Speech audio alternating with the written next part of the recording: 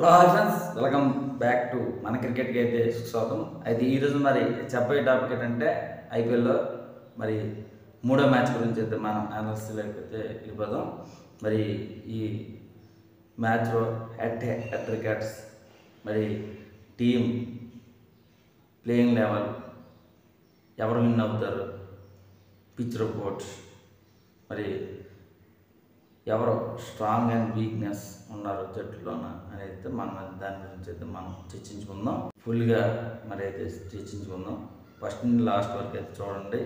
ఈ వీడియోకి అయితే 100 లైక్స్ అనేది టార్గెట్ ఎంత ఉంది.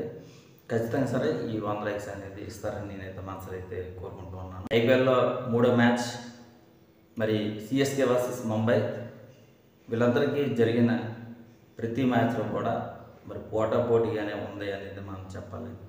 మరి హెడ్ రికార్డ్స్ చూసుకున్నా ఇక్కడ 37 మ్యాచ్లు అనేది జరిగితే 7 మ్యాచ్లు సిఎస్కే గెలిస్తే 20 మ్యాచ్లు అనేది ముంబై గెలిచిందని చెప్పాలి. మరి మొత్తం మీద చాలా హార్డ్ హిట్టింగ్స్గా మనం చెప్పాలి. స్ట్రైట్గా ఉన్నా సరే, స్ట్రైట్ పాయింట్ వచ్చేసినా సరే తగ్గ పోరుగానే ఉందనేది మనం చెప్పాలి. అంటే లాస్ట్ 10 మ్యాచెస్ మనం చూసుకున్న 6 మ్యాచ్లకి సిఎస్కే ఘన విజయాన్ని సొంతం చేసుకుని 4 మ్యాచ్లకే పరిమితమైంది ముంబై. అదే గత 2 సంవత్సరాల నుండి సిఎస్కే గెలుస్తూ వచ్చింది. మరి ఈసారి ఏమన్నా దాన్ని బ్రేక్ చేస్తా ఏంటంటే ముంబై అయితే చూడాలి.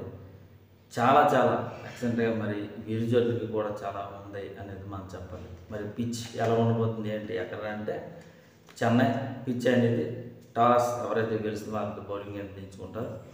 స్పిన్నర్స్కి చాలా వరకు కూడా అనుకూలించే ఛాన్స్ ఉంది. ఫాస్ట్ బౌలర్స్ కూడా చాలా వరకు కూడా అనుకూలించే ఛాన్స్ అది ఎక్కువగా ఉంది అనేది మనం చెప్పాలి. డ్యూ ఫ్యాక్టర్ అనేది ఉండే ఛాన్స్ ఉంది. మరి టాస్ ఎవరైతే గెలుస్తారో వాళ్ళకి చాలా కీలకంగా మనం చెప్పాలి. మరి మొన్ననే కొత్త రూల్ అనేది వచ్చింది.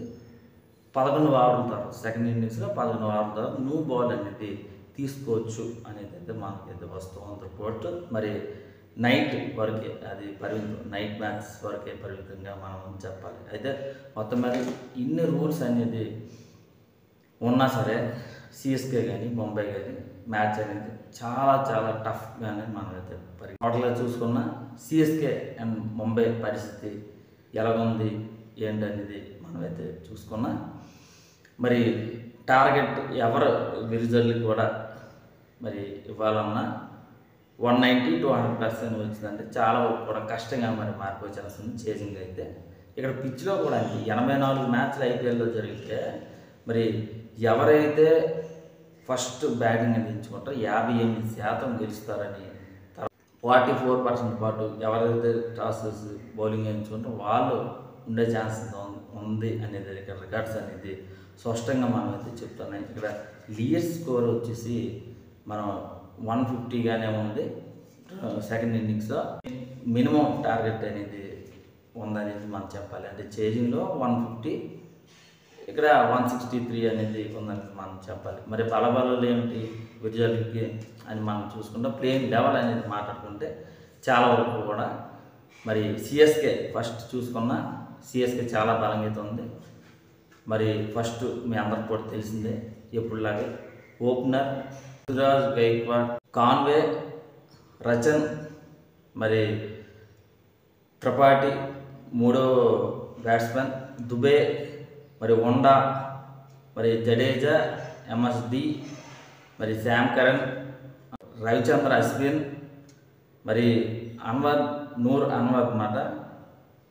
మరి ఇక్కడ ఖలీల్ అహ్మద్, మరి మొత్తం మీద ఇంపార్ట్ ప్లేయర్గా మరి ప్రతిరానాన్ని దించే ఛాన్స్ ఉందంటే సెకండ్ ఇన్నింగ్స్లో వచ్చిందంటే బౌలింగ్లో ఖచ్చితంగా సరే దుబే స్థానాన్ని డ్రాప్ చేసి ప్రతిరానాకి బౌలింగ్ అయితే ఇవ్వచ్చు.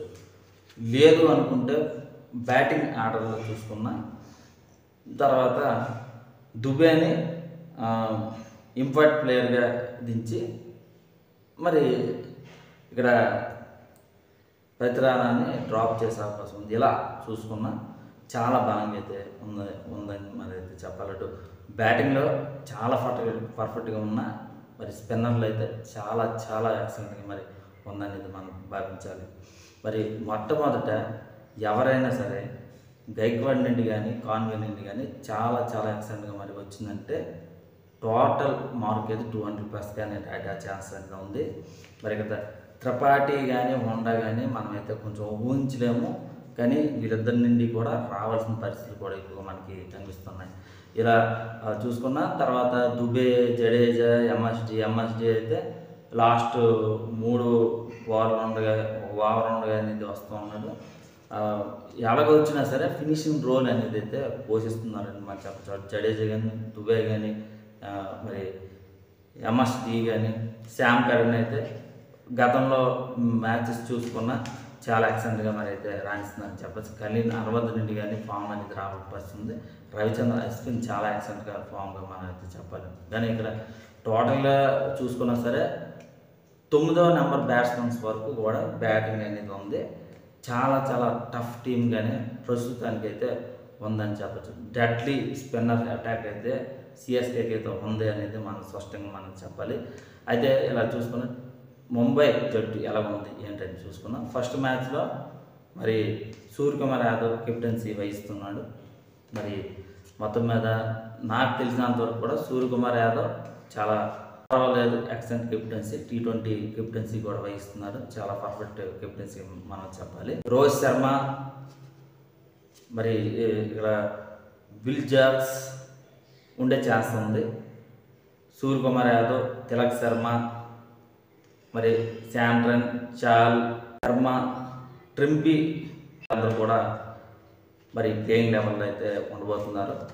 మరి ఇంపార్టెంట్ ప్లేయర్గా దయర్ అనే ఉండే ఛాన్స్ అనేది ఉందనేది మనం చెప్పాలి. బోల్ట్ మరి ఎక్సలెంట్గా మరి ఉండే ఛాన్స్ అనేది ఉంది అనేది మనం స్పష్టంగా మనం చెప్పాలి.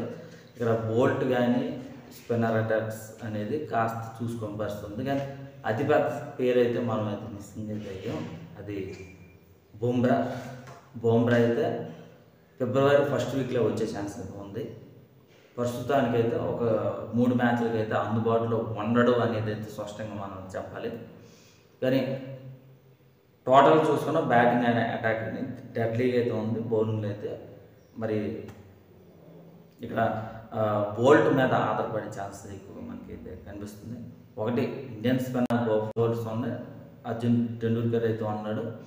మరి ప్రస్తుతానికి ఎలాగ ఆడతాడో ఏమిటి బిగ్ కోచింగ్ అని మనం చెప్పాలి. అని మరి ఆధారపడలేము, కానీ చాలా ఉన్నాడు. చాలా అయితే మరి పవర్ ప్లేలోనే యూజింగ్ అనేది చేసుకోగలం, చాలా బాగా వేయగలడు పవర్ ప్లేలో మాత్రమే.